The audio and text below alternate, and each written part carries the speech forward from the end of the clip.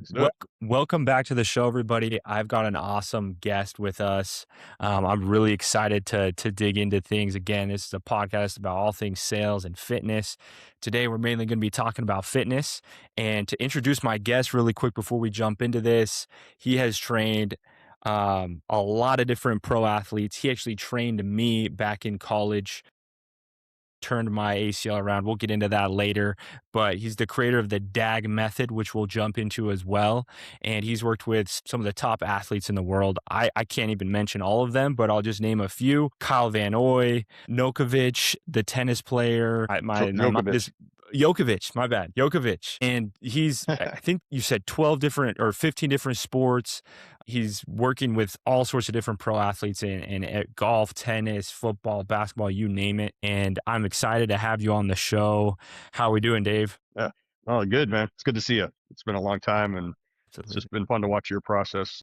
And I actually like the overlaps between sales and fitness. So I actually kind of created like a parallel for the two. That's awesome. I did a little bit of prep for this. That's awesome, man. They go hand in hand even when you don't want them to. That's why I put them together for sure. So I want to start with your story a little bit so that my audience kind of gets an idea. I remember a little bit of your story, but I need to even get kind of retold. So, what sport did you play back in the day? And I remember you had a serious injury, but kind of tell, I guess, our audience your story a little bit, kind of what happened and what got you into obviously what you do now. Yeah. So when I was 10 years old, I was being looked at by the Detroit Tigers. I mean, like I had a gift. Baseball. So I played baseball. Okay. And then at 12 years old, freak accident completely blew out my knee. It was bone on bone. It was a really severe knee injury. Back then, they took your meniscus out of your knee. So I was bone on bone at 12 years old, and and I didn't really understand the impact of that at 12. They couldn't fix me because I was too little, but I also had enough force. I could grab the rim when I was 11. Like I mean, I had I had ability. I was given a gift, and then now all of a sudden I'm limping around and searching for myself, like really trying to find. Um, I, I was going to be great. I was going to find a way to be great. And what ended up happening was for the next 8 years, I limped my way. I made All American in college in baseball, but in my sophomore year of college, but I didn't play my junior year because my back was so bad at that point. My knee had become my hip, become my back, become my body was ruined. And the process was actually pretty simple as far as coming up with forced posture. And then the forced posture is the technique where we de-age the body. And then DAG method are the exercises around forced posture. But basically, I came to the realization that the reason I kept hurting myself was training, was the exercises themselves. And they were promoting what I call the phenomena of forward. If life is already, I'm sitting here talking to you, looking at you with all my forward muscles. I I just trained a bunch of people, and we use a forward. Actually, let me start over there. We use forward muscles all day long. Drove over here. I fed my face to, I'm engaging with you with muscles out in front of me. All day long is out in front of us. Maybe you walked your dog or you picked up your kid and then we go to the gym and do a push up with the same forward muscles that we just used all day to live. Like, how are we ever going to balance out our body? And the answer to that has been the posterior chain. Everyone talks about the posterior chain. It's outdated. It's a stupid idea. And the reason why it's dumb is because if you work out everything on the backside, right, the concept's really easy. We all acknowledge that everything is forward. So working out the posterior, the backside, makes sense, except for the fact that there's only a few big muscles on the backside of our body. And so there's more muscle on the back of our torso than there is on the front, the chest. There's more muscle on the back of our butt than there is on the front of our hips. There's more muscle on the back of our calves than there are on the shins. But for the rest of the body, all the big muscle is on the front of the body. There's more quads than there are hamstrings. There's more core than there is lower back. And so when you work out hamstrings and lower back, what you're doing is you're strengthening the area of the posterior chain. You can't afford to get stronger because it will misalign your body. It's a really simple idea. You should work out the areas that the body is biggest. Why did God design our body to have big muscles on the back and in the front and in the back and in the front? Why didn't he make them all on the back? If Mm, if forward is the problem, if we acknowledge that forward is pushing us down and we need to work all of the back muscles to bring ourselves back upright, well, then everybody should be pain free, but they're not. And the reason why is really simple. Everything we do works out our lower back. And so we should stop working out our lower backs. And that's what forced posture is there's no reason to work out your lower back. It's already tight. And when you mm. realize the miracle that happens when you start taking out your lower back from every single exercise that you do, not only does your lower back pain go away, but now all of a sudden your glutes are allowed to engage more because when your back's tight, your hips get tight. When your hips get tight, your glutes can't engage. When your glutes can't engage, your hamstrings become dominant. And so there's this pattern that I started to see in my early 20s where we're just doing this wrong. We're looking at things through outdated ways of looking at things, but we're so passionately attached to the idea that we just keep going down the same path over and over again and then wondering why we get the same result when the body's begging us to use our big muscles to realign. And then every goal you have in life, whether it be to move faster or to reverse pain or to look better, the body will change tomorrow if you know what to ask it. But most people don't. So we just keep on getting what we get. Man, we're right into it. We're right into the heat. Yeah. This is so good. Shots fired. Man, okay. Yeah. Yeah, when We I don't know how to exercise. My book is actually, man, I'm trying to so finish a good. book. Exercise is ruining our body. Yeah, It's ruining us. And so it's a really weird place for people to be because they're like, wait a second, if exercise is supposed to be the pill, it's supposed to be the thing that keeps us strong, mobile, young. And I'm telling people, no, it does the opposite. It blows people's mind. They get angry about it. I just started totally. doing social media like 6 weeks ago. It's like 10,000 people. And I'd say 7,000 of them are pissed. They're like, 100%, man. Yeah, yeah, it's been yeah, fun to you've been watch on watching. social media because people Yeah, do like they're just like, "This can't be right," like, exercise and da da da da right. da, Yeah. and this is how we've always done it, but like you're saying, it's when you start to question, well, things have honestly gotten worse, and, like, more injuries are happening than ever. People are, it's like there's something wrong here. And so I'm curious when Yep. you mentioned a couple things that I'm very curious about. My mind's like spinning. When you said like there's Sorry certain about that. certain things that you can train and once they get dominant like you mentioned like if your hamstrings are dominant it almost causes or your lower back. I think those were the two that I heard you mention why is that such an issue? Like if those are dominant or because we're so trained that even as an athlete, I was trained have the biggest hamstrings as possible, like have the strongest hamstrings, you won't get injured. And here I am 2 ACLs later, right? And so Hmm. Yeah. explain to me, I guess, why is it that those two things, if they are overtrained or whatnot, like why is that a negative? Well, first of all, I'll give you the simplistic way for your audience. Yes. They're too small to do anything big. They're too small of a muscle group. They're too small. Like lower backs are not designed to hold our entire torso up. And yet that's what we are using all day long because you give gravity even 5 degrees, it will push you forward. There's only one direction you can go when you lean forward. And so like that's, and so lower back takes all of that pressure on. When you see a forward head, that's putting every inch it goes forward puts 10 pounds of pressure on your lower back. So your lower back is basically under tension all day long, no matter what you do, because you didn't even realize you're forward, your body's forward. And so, so you're already super tight there and your body's desperately needing to get your glutes underneath of you. You can hold 6,000 pounds of gravitational pressure on top of your hips if your body's sitting on top of your hips. 80% of our entire weight of our body is above our hips. This rib cage and my organs, they weigh a ton. The human head weighs about 15 pounds. Where is all that weight got to go? It can't go forward because if your lower back's trying to hold that up all day, it's going to lose. And that's why 85% of people do experience back pain is because we're not designed to hold ourselves up with little muscles. And so lower back muscles are little muscles and then hamstrings are little muscles. What is the job of a hamstring? To kick your butt while you're lifting your leg up with these front muscles, while you're kicking it out, while you're pushing through the ground with your big muscles, which are on the front side. So we're always working out these hamstrings whose job is to basically stop us, decelerate us, and then basically kick our butt when we're running. It's kind of a small job. And the big job of stopping, it needs to go into the what's called the eccentric side of stopping, is all through the quads. And so we have this world where right now I'm sitting in a chair, you're sitting in a chair, right? I mean, like, our quads are being pulled over our knees. In a society that sits even a couple hours, quads are being stretched all day long. And even in sitting, hamstrings are being flexed all day long. And then we're going to go to the gym and get them even tighter. Like, how are we ever going to win that balance between reciprocal sides? There's no reciprocity in a world that is forward and sits.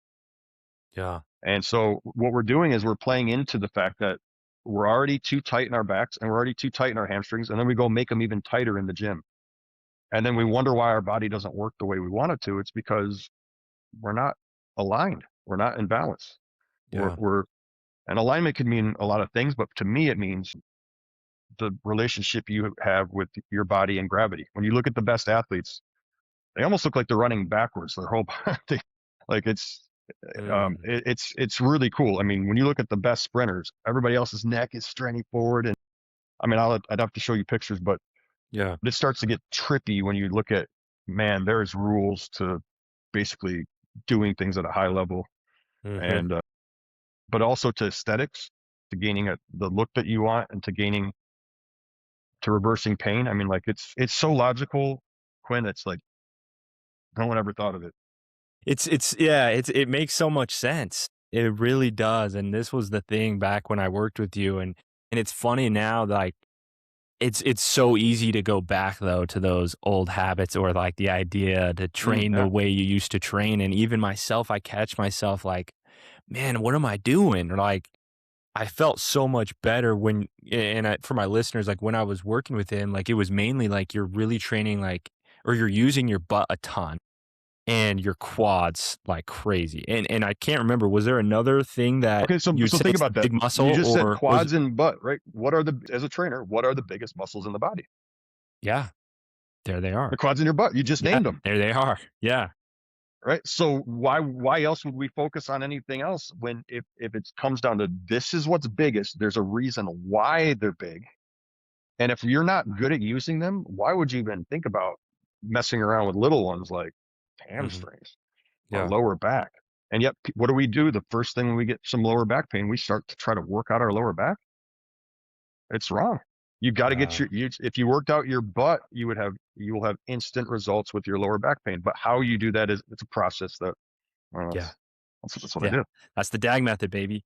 That's Okay, right. so when it comes to your story, I wanna just finish that up as well. So when you had that major injury and you're, like, going through and you're working out and you're doing the things, like, what was the moment where you're like, "This is all backwards. I'm training wrong." Like, I wanna go back to that moment and tell us, like, when it all started to click and then when you went down that rabbit hole. So, I mean, if you're an athlete and you're serious, I mean, at 12 years old, I started taking training seriously. It became something where I was told, if you do these exercises, it will help you stay on the field. So, I mean, like, you tell me to do 10, I'm doing 40.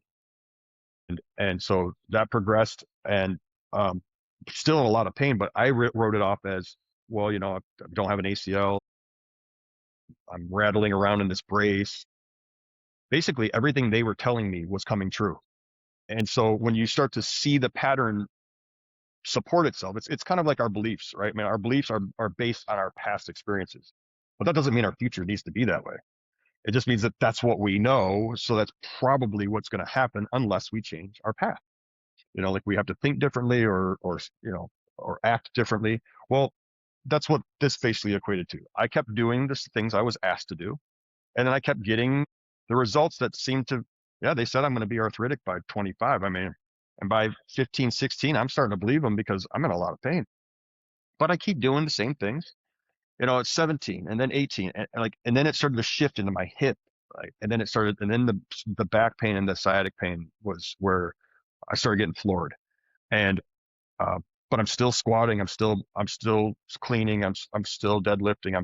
I'm getting bigger, stronger, slower. And that just did not make sense to me. Like, that was such a disconnect for me, because how can I work this hard? And the whole time this is happening, I'm being told by reputable doctors, right? We all want to believe that we're in good hands. I have clients and they're like, "Oh, I have Tiger Woods as a surgeon." I'm like, "Great, but he's only going to do surgery for you.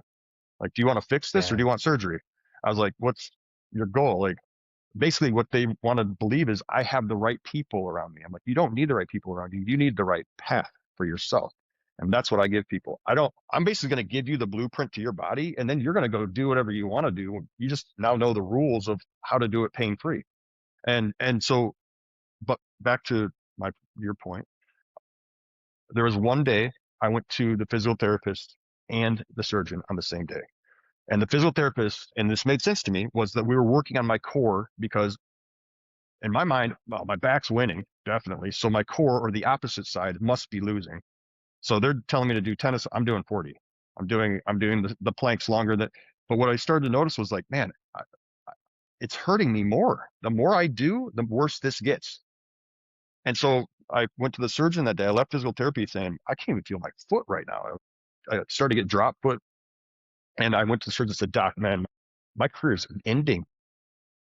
I can't sustain this. It's been 8 years of this. Like, please, please help me. He starts writing the same prescription for the same meds. And I'm just like, in my mind, like I'm lost. I'm depressed. I mean, things aren't going well mentally, emotionally either. I'm like, I know that Yeah. I'm losing this battle. Mm-hmm. And he starts writing the prescription, and I almost took it and walked out that day, but I got to the door and I turned around and I yelled at the guy. I'm like, oh, you don't know what you're doing. This is a surgeon at a very reputable university, and we had a relationship. So he was kind of like, he started to laugh. He's like, all right, what do you got for me, Daglow? I'm like, I'm sorry. I don't even know what I'm talking about, but you gave me a pill to relax my back, but I'm going to a doctor you recommended and he's trying to tighten it. You guys are doing the opposite thing. I was like, I don't even know what I'd never studied the body even a little bit at this point. Yeah. I was like, I don't even know what I'm talking about, but you're relaxing and he's tightening. They cannot be both. So in your medical opinion, loosen or tighten, because I'm not doing both anymore. And I announced it like, because I figured he would have something for me. And he paused and he's like, huh, I never really thought about it that way. And I thought, my gosh, we're talking about injecting things into my spine. We're talking about like we're talking about epidurals. We're talking about more meds. We're talking about Oh my doing the gosh. same exercises that I've been doing for the last 5 years. Like, I mean, like we don't have a plan. We're going to keep trying this until the wheels fall off. And not once have we asked ourselves whether something's too tight or too loose. And so I just started to logically think about it. And it was so logical. When you sit down for a long period of time, does your back feel tight or does it feel loose? What do you feel Tight. when you sit? Absolutely tight. Tight. Yeah. How many people do you think would agree with that? Yeah. Most people. I don't 100%. think anyone gets off of a plane after a 4 hour flight and thinks, "Man, I feel loose." Right? We feel tight, and the reason why is because we are tight. We went forward in that plane ride, sitting as a forward activity, and the back tightened itself. So and yet we go get off the plane, we start to touch our toes, and I point out to people, "You're still tightening yourself." And now I can explain that later. Like touching your toes is you can't win because it's intuitive to make ourselves tight. This isn't just something that our exercises are doing. We are bent on aging ourselves because we don't know how to de-age our body.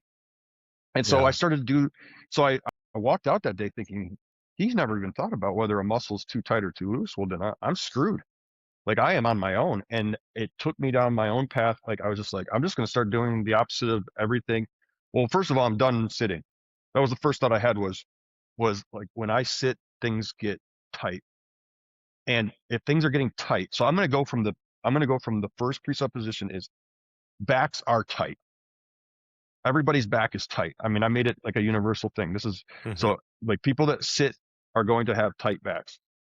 And sure enough, just by not sitting as much, or at least tightening my butt while I was sitting, or all of these things that I did, and there were a whole bunch of crazy things that I was trying, but ultimately sitting, that was the answer. Backs are too tight. And as I've seen more and more clients, it's the answer. Just don't work out your back. Stop doing back exercises because that's the first thing they're going to tell you to do to fix your back. When you go in for a back thing, and your audience will relate to this, they put electrical stim on your back. Well, what does electrical stim do? It fires a muscle. It tightens it. So you're going to go tighten a muscle that's already too tight. How are you ever going to win? You won't. but you'll feel better for a second because people are like, well, the stem feels better. I'm like, that's because it created some movement for you. But ultimately, you went back to being your old tight self. And that's why therapy's not working. PT's not working is because you keep doing the same thing over and over, and that's Yeah. not going to work. So, Man. so the moment was a day where I had two contradicting messages. And then I just said, okay, well, which message makes sense? And the message was, and my back's too tight. I'm not going to do anything else to ever tighten my back again. So no Yeah. exercises, no. If anything, I'm going to learn to stretch it. And even learning the stretches for my back, I realized the stretches we do for our back tighten our back. It's so counterintuitive to actually live without a tight back. Wow. Wow. Okay. Yeah. I mean, that's so interesting how you've had that in the office, that talk with the doctor and didn't really have a good answer because that's such an interesting, and I like how you're like, it's really just simple. It's just we haven't looked at it this way, and we haven't thought of down this path that far. One thing that came to my mind when you were talking about all of this is, and I want to know what your thoughts are on this, but I find that a lot of the top athletes in my life that I've been around at the University of Utah and just in high school and myself, I was a really good athlete, but as I started Yeah, you are. training, I started adding some injury things and just started spiraling. And I've seen that even with like Michael Jordan or LeBron or like all of these like really good athletes. Where was their peak? It's usually right at the beginning when they're a little bit skinnier, they're a little bit, I don't know, they haven't been like hitting the weights as much. So why is that the case? And is that correlated, or am I off in my thinking with that? I don't know. I'm just I curious. I actually like that. First of all, Michael Jordan and LeBron have had really long careers. So to me, but when you look at, so Michael Jordan's trainer was Tim Grover, right? Like, and when you, so to me, I call these people the movement gods. So there's rules to moving pain free. And, Mhm. and it comes down to, I call them the two alignments. There's the vertical alignment, directional alignment. So where your feet land and all of that stuff. Michael Jordan was given a gait that was correct. He learned how to walk what I would call correctly. So he was able to play till he was in his 40s. LeBron walks horribly, but he has his big muscles. He has the biggest VMO I've ever seen in my life. Like he has the muscle that is crucial to not hurting knees and actually saving backs. But ultimately they Interesting. also, and so they I don't know that LeBron's not huge. And Michael Jordan didn't, but what I think is interesting is that what you're talking about Well, is LeBron how was huge. training. So he was like, I think he's lost 50, 60 pounds, like Yeah, when he he has. was, Yeah. so like, yeah, you're right. I guess there was a point when he was going down that path, but then he auto Yeah. corrected, it seemed like. Right. Well, but to your point though, because I think your point was how the gym affects performance. And Yeah. so, and that's really what I kind of got on a tangent there. But ultimately, when you look at, so Michael Jordan to me is actually the exception. He worked out hard, but was able to maintain his alignment, because what's really happening when you're working out is muscles are tensing, and other muscles, the reciprocal or antagonistic muscles, have to let go at some level. So there's this push and pull happening inside of your body at a tension level. And if you're losing that battle, it usually shows up as pain, injury, lost movement, like it's things that you don't want. A bad posture, a not a good aesthetic. They're like basically you're not reaching your goals. And Jordan was able to work out hard and still be able to maintain his alignment, and which I just call it the line. But when Mhm. you look at when Kobe Bryant started working with Michael Jordan's trainer, that's when, so Tim Grover worked with Kobe. Yeah. He worked, and like within a year, the shoulder thing, the Mhm. knee, the Achilles, like it wasn't long before working out more created less. And so, and like Dwayne Wade's a great one, because Dwayne Wade was worked early on with Michael Jordan's trainer. So he started adding that muscle, which changed the tension in his body, which then he had a no dunking rule by 30 years old.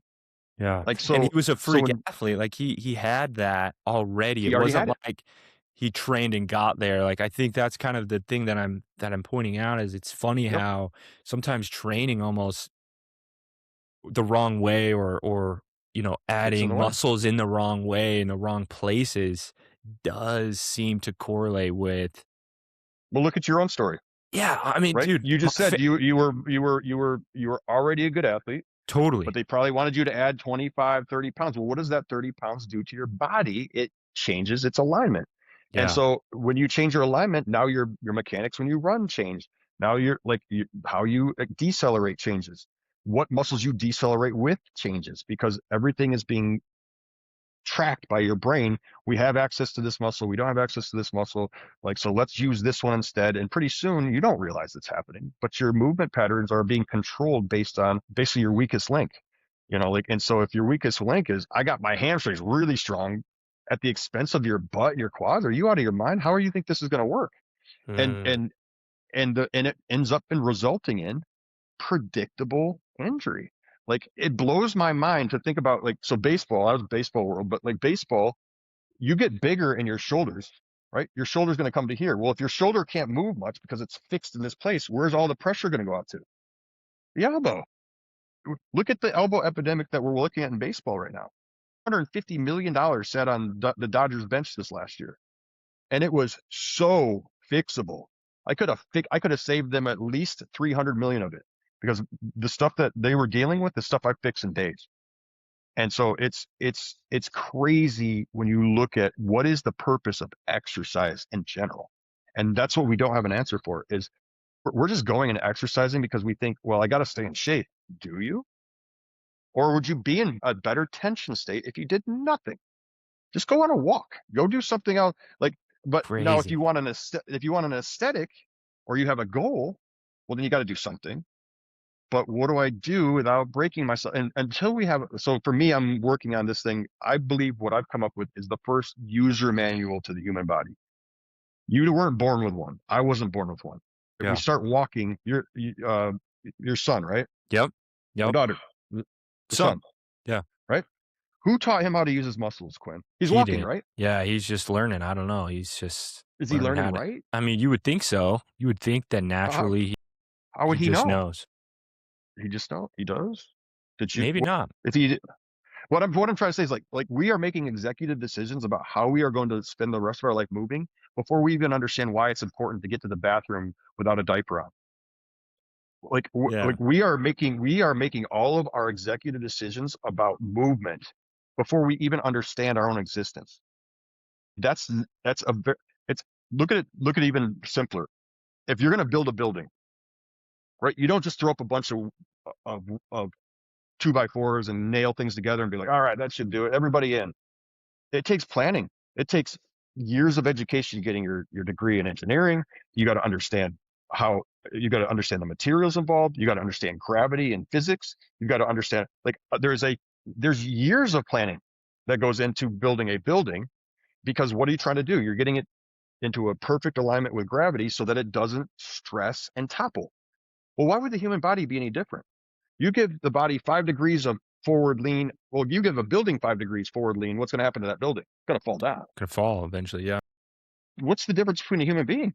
If you Mm, give it 5 degrees so if your son is already learned a 2 inch forward head because he's been exposed to some kind of device already, right? Or he's used to looking down, or he's watched you. We imitate people. So if he's watched his totally. dad turn his feet out while he's walking, or everything is being imitated. Nobody knows why they're doing things.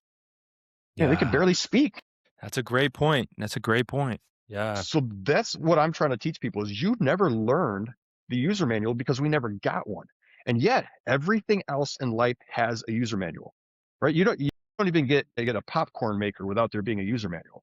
Because what if there's something, oh, there's like a butter tray in here, or like this air fryer is really confusing. And you'd be upset with the manufacturer if they didn't give you a user manual because everything needs instructions. And yet the one thing that we all share on this planet, 8 billion people share, is the human body, and there's not one user manual for it because we all think we're different, and yet we aren't, are we? We're all 630 something muscles. They all attach to the same joints. It's not like you have your knee placed on your forehead. We all have the same knee in the same place, and yet we have different experiences, so our muscles respond differently. We basically have a body that responds to our life. But the cool part about the body for me is that the body's capable of responding to anything, but it needs a program. And if the program does not adhere to gravity, then the program sucks. And so it's not going to work. You're going to lose to gravity at some point, and all your attempts to be strong and lean and ripped are going to be worthless to you when you can't move and you're always feeling tight. And for me, you don't have to give up one or the other. You just need to understand that, look, most of your life, you're going to be working out the opposite muscles from the ones you actually want. And that's how you're going to get the muscles that you want, So which crazy. sounds super counterintuitive. It's not that we don't bench. It's that we don't bench until you've got the opposite muscles. It's not that we don't do, I don't squat. We do everything out of a movement thing. Put on a weighted vest and let's go do these deceleration drills. That's your, that's your squat. Like we do things through movement more than we do things through heavy Olympic lift loads. And actually, if you're going to be editing this anyway, so like to your point, and because I'd like to hear what your experience with this. So there's two stories I think your audience will find interesting. One was I was at Ole Miss working with quarterback, and they treat them differently. Quarterbacks get off a little bit. They don't have to do as much of the Olympic lifts. So they feel like their back is hurt, their shoulders bugging them. Oh, don't squat. You know, like we changed the rules for the quarterback, but everybody else, you're going to do what you're told to do, right? Absolutely. Yep. Right. And so I'm working with the quarterback and the coach, and I had the coach do a squat and a plank, the DAG plank and the DAG squat. And Hmm. he struggled with it. He's like, man, I've never felt those muscles in my life. I'm like, it's interesting. Can I please do it with your best lineman? So I asked to do it with a lineman, and the lineman had just gone through back surgery the day before. I was like, I want to show him why he had back surgery. I'm like, I'm going to show him this stuff. And they're like, well, he just had surgery yesterday. I'm like, this won't hurt him. This will only help him. And they're like, okay. So I had the kid do forced posture, and as soon as he pushed in, he got just in forced posture, his body's just shaking. And this is their best lineman on Ole Miss. And he's shaking. Then he does the ball squat. He could barely do it. The coach was able to do it pretty, easily enough. And this kid's just struggling. And then the plank, he can't even do 15, 20 seconds of it. And I'm like kind of pleased with myself because I'm like, see, he wasn't able to do his own body weight. I thought this would be eye opening for the coach. Nope, it wasn't. He looked at so they had four categories. It was like a wall of lifting Hall of Fame type of thing. So they had four lifts: bench, clean, deadlift, squat. And there were the top 10 people were up on the board, right? And he says to me, he watches the kid walk away. He's like, man, that was interesting. So maybe that's why that kid's strength numbers are so bad. So apparently this kid wasn't the strongest on the team. And I like hit my head. I was like, oh my gosh, coach, I just spent the last 2.5 hours explaining to you that those lifts are the reason why he just got back surgery. And I almost lost I was getting angry almost. Hmm. And I just was like, you know what? How many of those people start? I pointed at the 40 names that were up on those four lists of 10, right? I was like, tell me how many of those people start on that list. Read them. And the coach read them all. And he laughed. He said, one. I was like, you got one name that popped up out of there that starts on your starting. You got a bunch of bodybuilders up there, but none of your football players are on that list. And I took a chance because I knew that there wouldn't be that many. The same thing happened with Kyle Bonoy on the Patriots. He made the top 10 list at one time.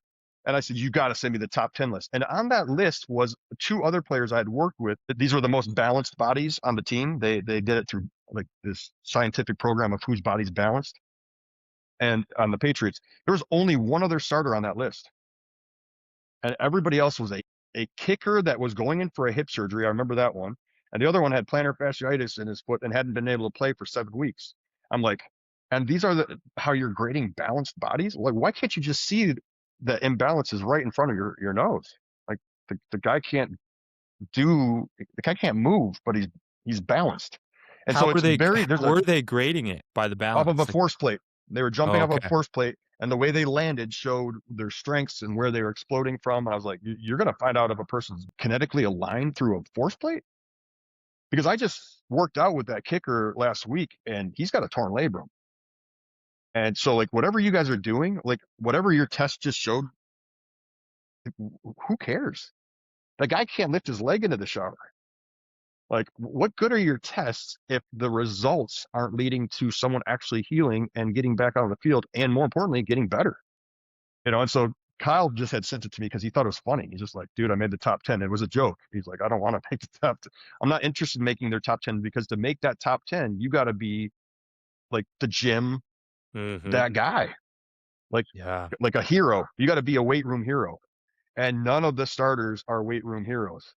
And that's the thing that I think is so interesting about when you look at greatness and how like like seriously, how many of these guys? I mean, there's a few guys in the league that are very dedicated to the weightlifting, but how long do they last? Yeah, and to go off that point, even when I was at the University of Utah, the 10 guys that all went to the NFL, the guys that were on the team, they did get special treatment in terms of the whole thing is trying to keep them healthy, and the best way to keep them healthy was essentially to not lift To not or lift. to, like yeah, like and I always point this out to people as well, is like, the people that are athletic and that go to college and NFL, they're not these big dudes, like, they're just athletic and they're yeah, they're not on the wall. Like, yes, there are and I get what you're saying too, there are the people that are, like, super strong and there's the 1 or 2 guys maybe on the team that start that are like that, but m most of the time, it's the lean, the dudes that are just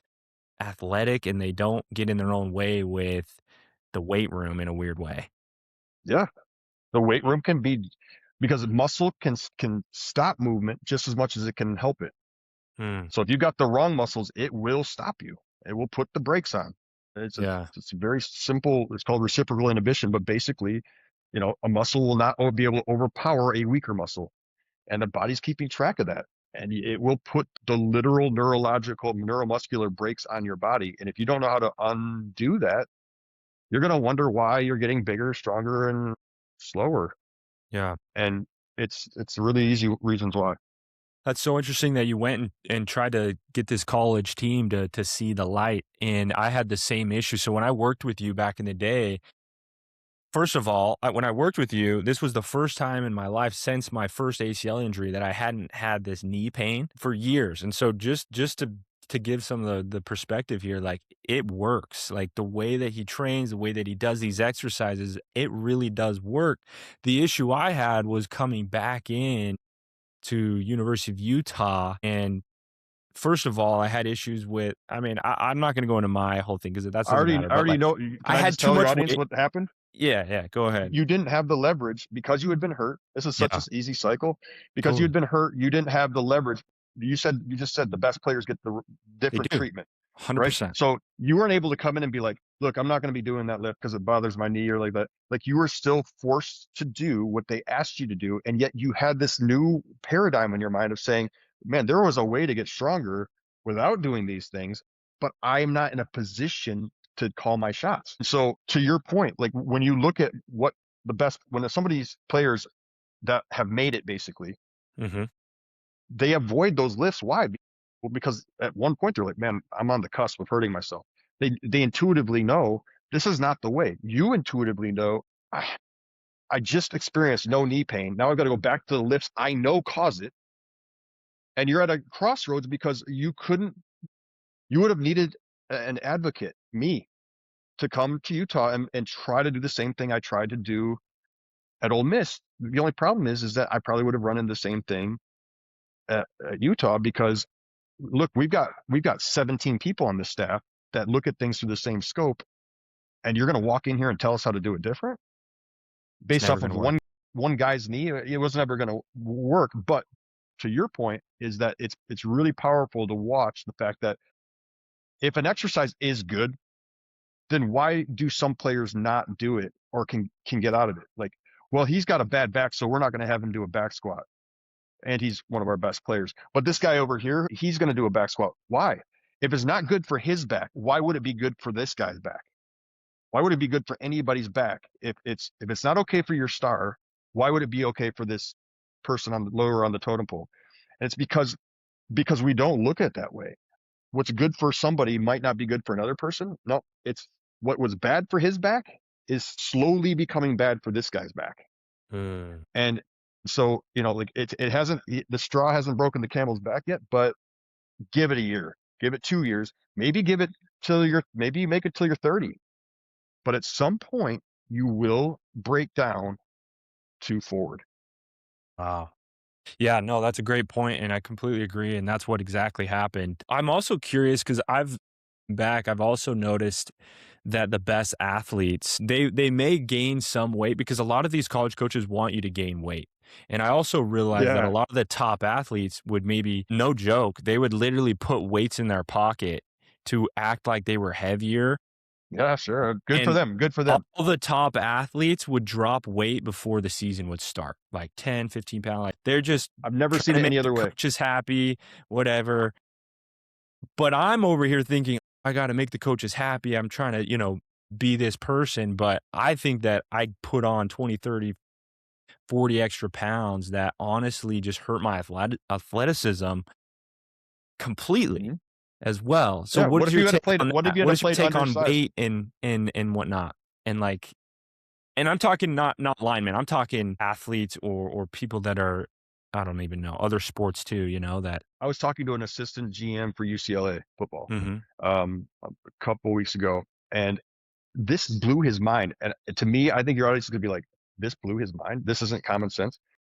So I told him, I was like, "Look, I was talking about he was talking about injury. He was talking about this player that he had, and that was super talented, but just couldn't get out on the field." I was like, "Look, man, his body's not aligned, but more importantly than that, I said because he told me that what their criteria was. They looked for people who were super athletic, Mhm. and then they added 30 pounds onto him. I'm like, yep, that's never going to work. I was like, that Never. guy's going to break so fast. He's like, why? I was like, because the body can't handle 30. I was like, you got to find someone who is naturally 300 pounds and Yeah. has some athleticism. Your job is to My make them more athletic. I was like, if they don't walk into the building to Kyle Vinoy is 260, like no matter what. yeah. That guy doesn't have to do anything to. So all I got to do is keep him aligned.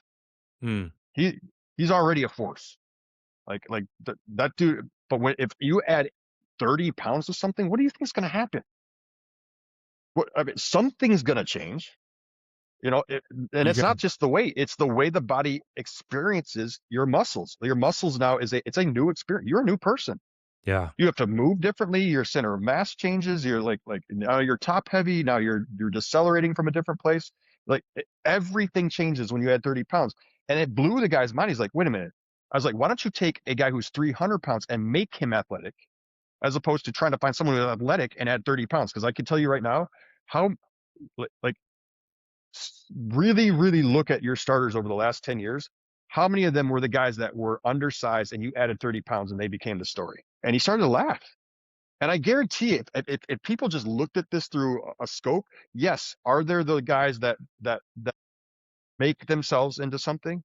100%. But are most of the people who just show up in the NFL anyway already kind of freakishly large?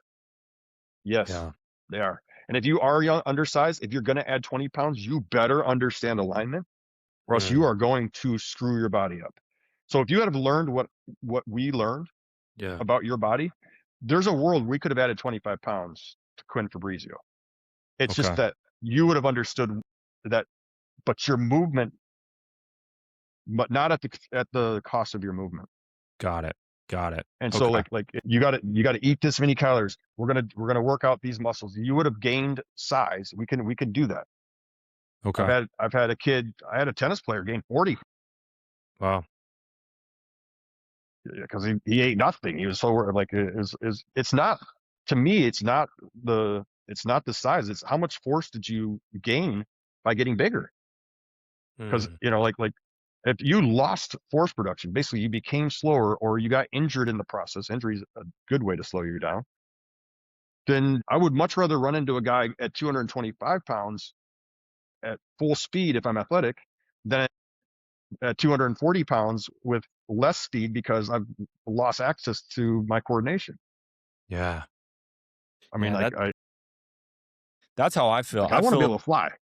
like when I'm a tall guy, like I'm 6'3" or so, 6'3", and when I was 190 to 205 in high school, I'm a different guy. Like I was playing free safety, right? But because I was so tall, all these colleges are like, "Dude, this guy could play linebacker. This guy's a freak athlete." Yes, And they but as all soon as went to I the same put on place. 40 We just got pounds, to add weight to them. as soon as I put on 40 pounds, I was not any of the things that I used to be, and it was just so is part of that just, like, your natural body size like you talked about? And how much is it like, can you really put on that size and really stay that athletic? Because in my mind, I'm like, dude, I don't know if I don't know if I could, but maybe that's just a limiting belief that I have now because I've just feel like I weight think is 220. I think you would have played. I think you could have been like a hybrid linebacker at 225 or something like that. I'm like, yeah. what did you play at? Well, I got up to my highest, I was at 240. I played it around 230. Yeah, that's like 1/5 of your old body weight. That's Dude, insane.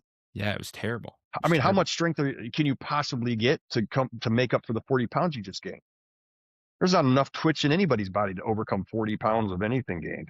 Like, I Yeah, mean, like it's so yeah, to me, I mean, I would have probably pushed you to 220 is a huge, I mean, like 225, you would have been a really great safety. Like, I mean, like, go to, like, it's maybe even a decent, you might have been able to play up on the line. Like, it would have been, it happens all the time. yeah, It happens all the time where you see a guy that's undersized where they're starting. I mean, the goal is to find starters, to find football players. And yet we're so busy making their body football ready that we lose the football. We yeah, lose exactly. the ability. I mean, like it's a lot. 40 pounds is a huge ass. So, but the fact that I told this GM who's basically in charge of making these decisions for the team or helping people, I was just like, isn't it logical, man? Like take a 300-pound guy that you could see becoming athletic, or take a guy who's already athletic and try to add 30 pounds. Like that's which one's a, I would rather take. I can make a person athletic. I can. Mm. Give me the 300-pound guy. I will make him an athlete. I don't know how to make a person 270 an athlete. I know how to add 30 pounds to him, but Yeah, I don't know what's going to easy. happen to him when I add that 30 pounds. I know what I'm working with when I have this guy walk in. Man, he's huge. He's actually pretty coordinated. All right, cool. That plan to me is a way easier training situation than trying to get somebody 30 pounds so that and then trying to keep them at the same level of athleticism. To me, I've seen way more people break from that process Mhm. than actually moving on to the NFL or even making it through college. Yeah. And Yeah, you're I an example. yeah, I'm an example. totally. Yeah, totally. I have a huge belief in that with weight. A lot again, dude, these guys are Well, losing the actually, to weight. your They point lose too, the one weight more before question. the season. I Yeah, saw it. Like these guys, the athletic linebackers, yeah, they're 230 for like a month in the off season or 240 or whatever. And then like the season gets closer and closer and they're trying to lose weight. They're trying to get speed back, you know. They don't really care about that anymore. And neither do the 100%. coaches. It's like nobody cares. Just go perform. 100% they don't care. The Yeah. coach just wants a football player, but in the back of their mind, they're also like, if the strength guy comes up and complains, like Kyle did get hurt by doing DAG stuff because he Mm, wasn't doing that stuff. He's like, in his second year, he would have been done. I don't know if he was told you have 6 days. We're going to put you on IR. yeah. We met. It was a Hail Mary. I mean, like he was told your career's basically done. You need surgery. Three different people. He went around the league. Everybody said the same thing. I came in 6 days before there. Got put on IR, and he went back to the team and said, "I'm good." He was in no pain, and then we played another 12 years with not even a back spasm. Like so, if you look at that, like first, so he walked away from the Olympic list, but he still shows up 255 because that's what he is, Yeah. right? I mean, Yeah, like he doesn't that's his natural state, yeah, and that's I'm totally with right. that, but In fact, yeah, we do lose weight. We yeah, we lose weight just because we need to just be lighter. yeah, That's it. I mean, like not because we had to gain weight and lose it, it's because we're just constantly trying to lose weight, which is crazy to think about in football. I mean, most people, but because he's already too big for what, it's kind of crazy to think about. But ultimately, like being able to keep someone at too athletic is more important than keeping them at their weight.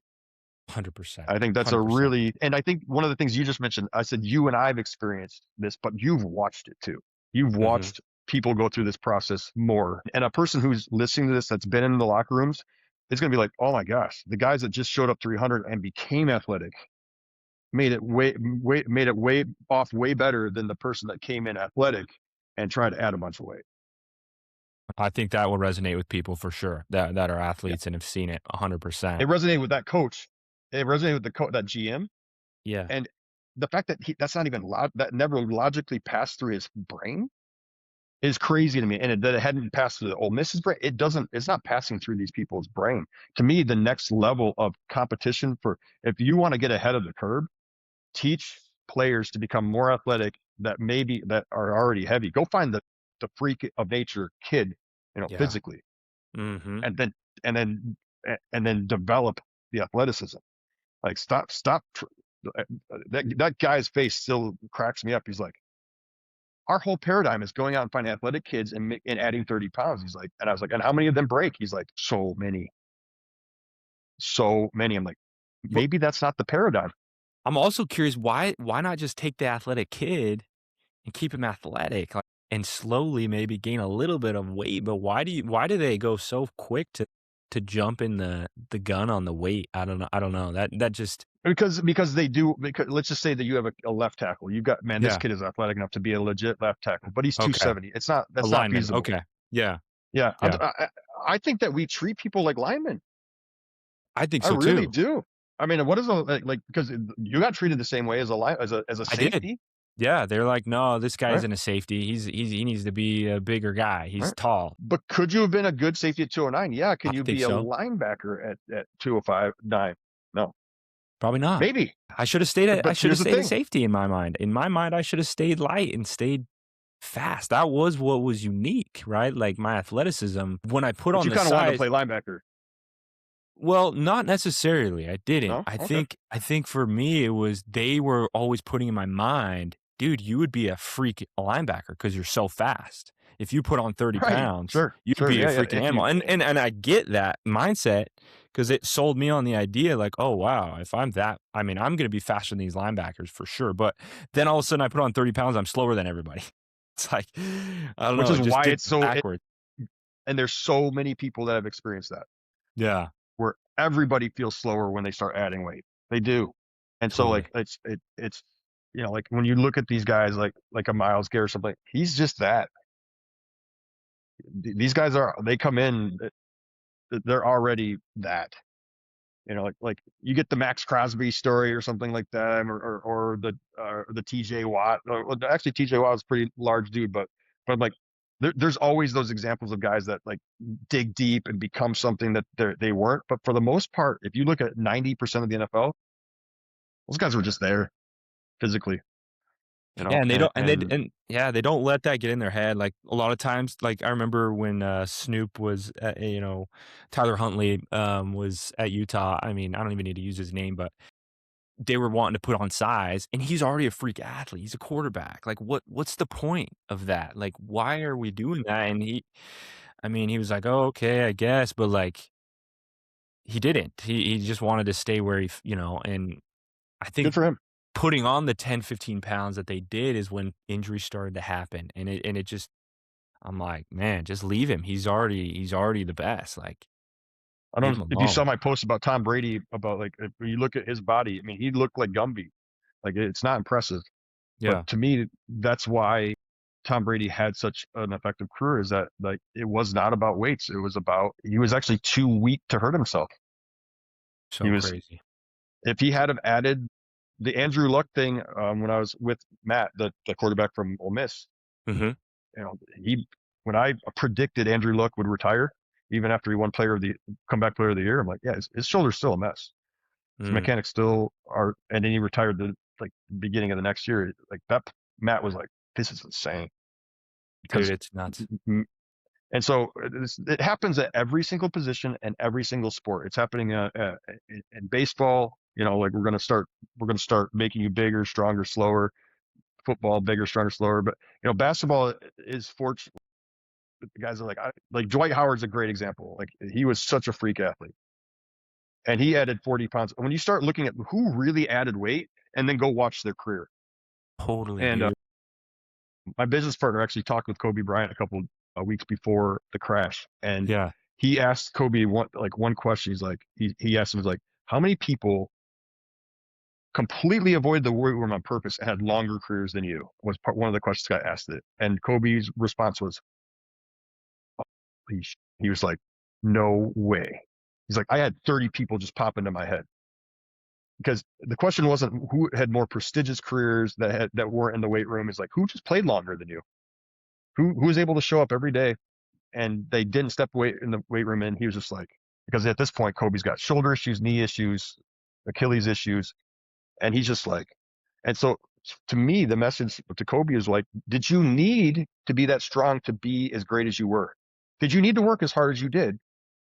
Or would you have been allowed to be as great as you were if you just had have maintained your process instead of trying to better it and better and better it? Sometimes in our pursuit of better, Yeah. my mom used to tell me, the enemy of good enough is better. And there's an element of truth to that where, if it's not broke, don't fix it. And yet in sports, there's always that need and desire to become a better version of ourselves. Well, how do we do that predictably? And that's what I've come up with. That's what force posture is. We are going to predict the outcome because we know where force is going in our body, then we know where change is going to happen in our body. Okay. That's really, really good.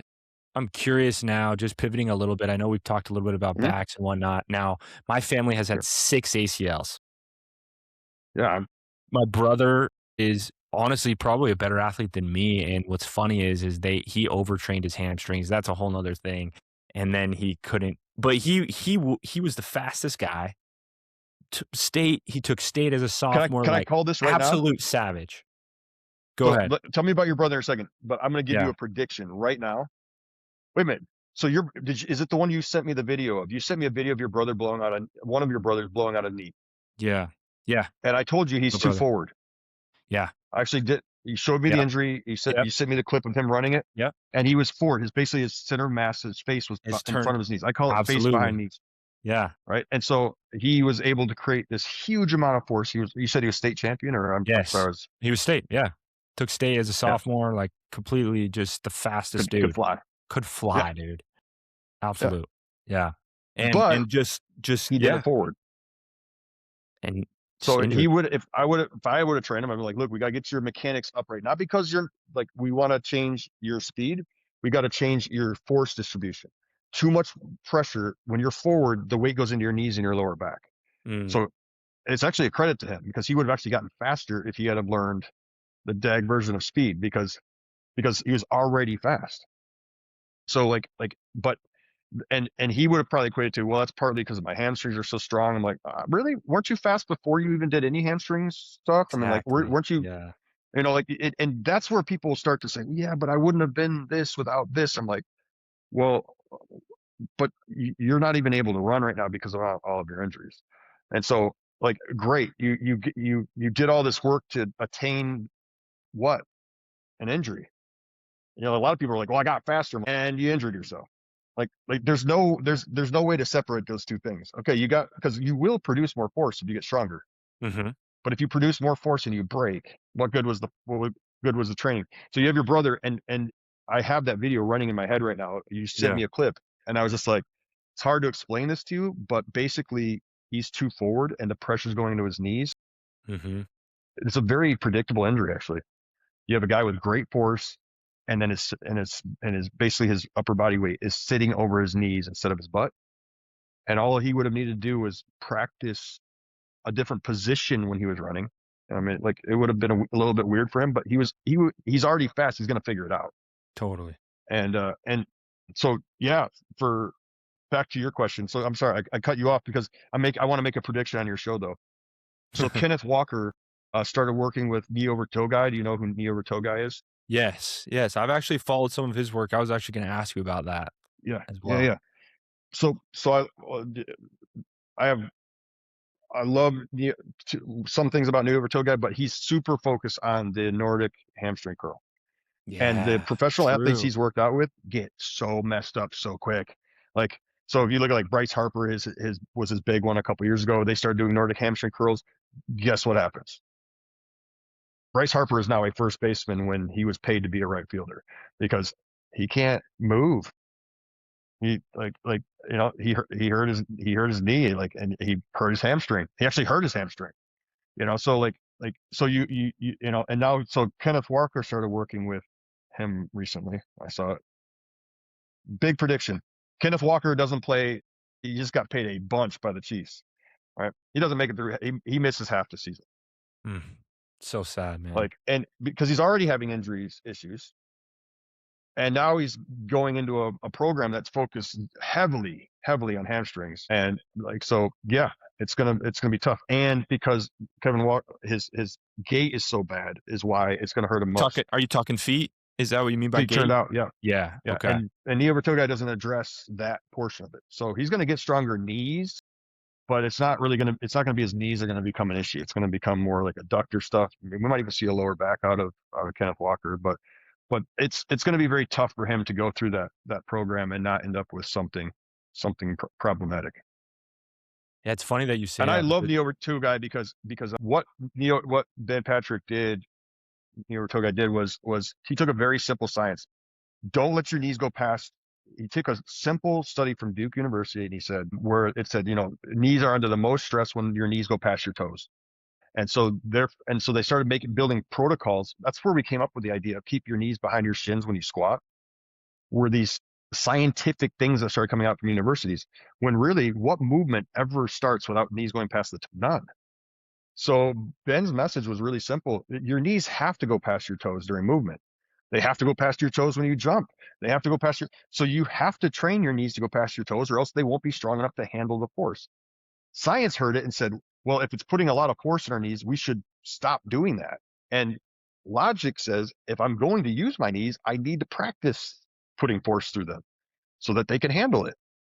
And so Ben took a simple concept and said, I'm going to strengthen these couple muscles around the knee, and it's going to help a lot of people's knees. And it's blown up into something that has everybody knows who he is in the athletic world because he took something simple and he made it very real. Because if you do his exercises, your knees will feel better. The problem is that you're working on a bunch of other muscles that screw up the rest of your kinetic chain. And so I get a lot of his followers because it might have helped the knee, but man, I've got this hamstring issue, or I've got this hip issue, or I've got this something that man, like, something and so else. Yeah. because Ben's not teaching alignment, he's teaching, knee over toe stuff. Yeah. And you're right. It's very heavy on the hamstrings, which is interesting. Heavy, Yeah, heavy, and it's funny because my brother was heavy on the hamstrings, and that's what he had issues with his hamstrings and obviously his knees. He and his knees. 2 ACLs, but me, kinda same thing. I had the knee injuries, and then all of a sudden I started getting hamstring injuries. So and that was when I started going heavy on hamstrings because everyone told me that that's I what's must weak. need to get stronger. Yeah, yeah. When you So were actually oh, having a lines up when deceleration problem with your yeah, quads, if you had gotten your, quads it have stopped working out your hamstrings completely. and VMO like crazy, Actually, yeah. what happened to you worked out with me? Like we've worked No, out on our butt and our I saw it. quads It was absolutely insane. The pain from my knee had never in been gone days, away. Yeah, had never gone away in my entire life since my first ACL. And yeah, within week or whatever the heck, I don't even remember. It was a week. pain free. I'm running around, I'm jumping, which is crazy. And Right. yeah, my quads were bigger, which was cool too. Like, yeah, I mean, and my butt was strong as heck, dude. I never So what does been that that point to? strong with my butt in my life. Yeah. Yeah.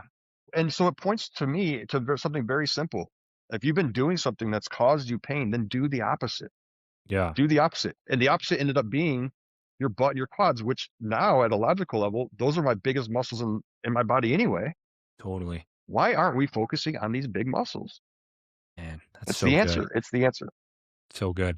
Okay, well, Dave, I know we're running out of time, and I'll have to do a I got part 2 20 with more minutes. I'll Yeah, we can do it part I'll two. have to do a part 2 with you. I'll wrap this up here, but I wanna, like, for our listeners and everything like that, and for myself, man, what can we expect from the DAG method? Is there something you're working on in the pipeline for people that just everyday people that are like, "Man, this resonates because my back hurts and my knee hurts." You know, is there anything that we can get excited about? First of all, how do they follow you? I guess, is Instagram the best place for you? Yeah. Yeah. I'm like, Okay. I mean, I just started this.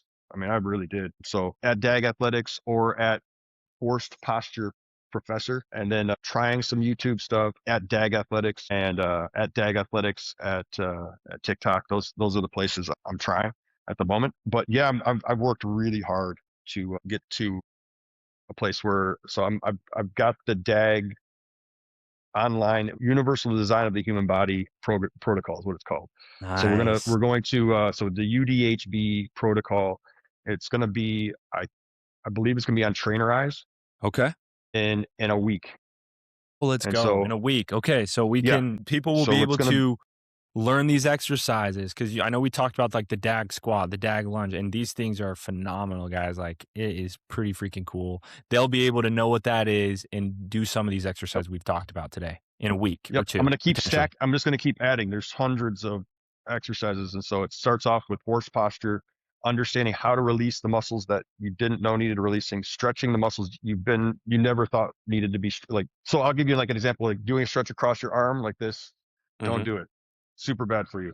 Because if you stretch out this muscle, you're going to end up with your shoulder becoming more this, right? The muscle relaxes. So in a world that's forward, these are the muscles that are tightening. So don't make yourself go into a bad postural position simply because you didn't understand that this muscle doesn't need stretching. In fact, whatever you can do to keep it tight, do it. And so it's what I'm at right now is I've gotten 3 protocols done, and then I'm Hmm. just going to keep adding. So this, Awesome. like you said, the squat and stuff like that. So it's all going to be programmed and but it's been a huge effort. So yeah, it's been Dude, really, really, that's really cool. exciting. That's exciting. Guys, definitely This follow him, and when he starts releasing some of those things, I mean, I recommend giving it a shot because you'll know what we're talking about once you give it a shot. It's just a different way of training and a different way of turning on the big muscles, I guess, is the simple version. yeah, and what I would tell people is it's the opposite. It's the Mhm. opposite of everything you and I learned. Like, what does the Totally. opposite feel like? If you're on a path right now that is leading to you to be like, man, I kind of resonate with bigger, stronger, slower, then you need the opposite. Or I'm not meeting the goals that I have for my body. Well, why don't you try the opposite? And so, what I tell people is, if you want to look better, learn force posture.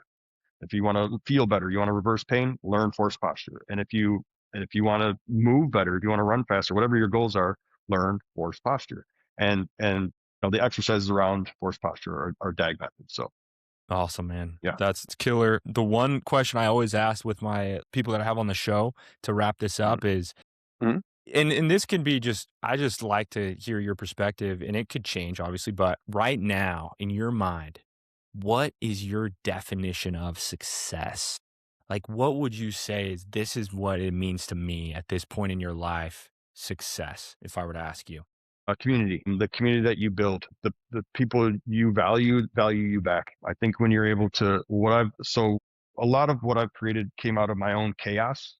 And so chaos is a place where a lot of innovation happens, but it's also, if you don't ever stabilize that chaos, you just stay in chaos. And so I attracted really talented athletes. I've attracted really talented people, but for the most part, athletes know nothing about stabilizing life. They don't know much about building. They know how to build themselves. They know what they need for themselves, but there's not a lot of back and forth. As a trainer, it can be a very thankless job because you pour yourself into people, and the secret to life is figuring out how to have it reciprocated.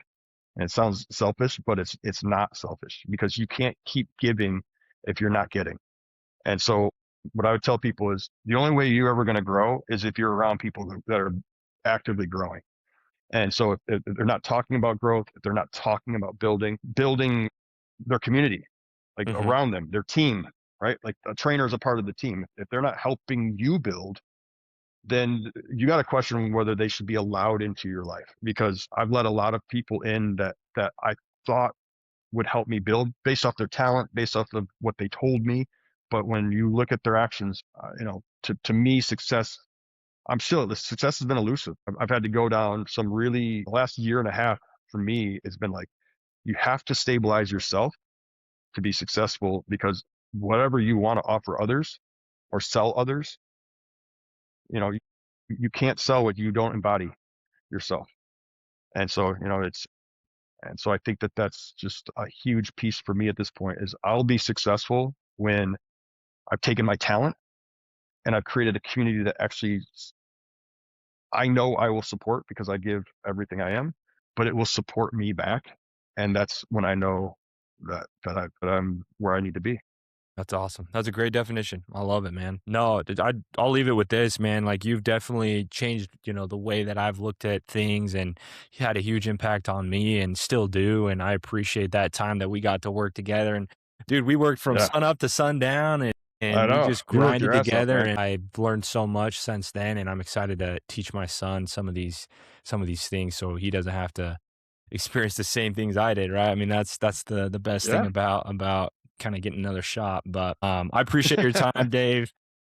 Yeah, man. No, this is I'll great. I'll put all of your socials in the show notes for people that wanna follow you, and, we look forward to kinda seeing that program get released here in the next couple weeks. Yeah, man. Me too. Me too. But Awesome. also, I love connecting with you because like it's just fun. It's fun to see how we evolve, and it's been fun to watch your story evolve. Appreciate that. Appreciate it, man. Absolutely. Yeah, Always evolving. Alright. that's right.